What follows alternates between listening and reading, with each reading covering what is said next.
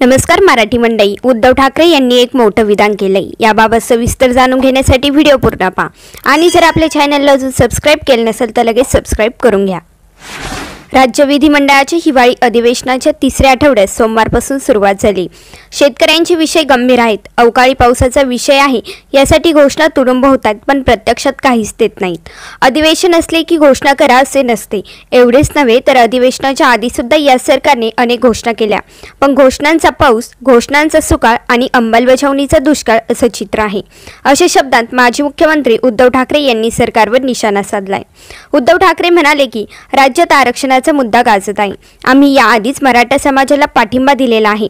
सभागृहात चर्चा करण्यापेक्षा शपथ कोणी घेतली शिवाजी महाराजांच्या चरणाची। त्यांनी सांगायला पाहिजे की कोणत्याही समाजाचं एक सुद्धा आरक्षण कमी न करता मराठा समाजाला आरक्षण कसं देणार आहात। कोणत्याही समाजाच्या आरक्षणाला धक्का न लावता हे सरकार मराठा समाजाला आरक्षण ज्या क्षणी देईल त्या क्षणाच्या आधीच मी त्यांना पाठिंबा देतोय, असं मोठं विधान उद्धव ठाकरे यांनी यावेळी केलंय। याबाबत तुमचे मत आम्हाला नक्कीच कमेंट बॉक्समध्ये सांगा आणि व्हिडिओ पाहिल्याबद्दल धन्यवाद।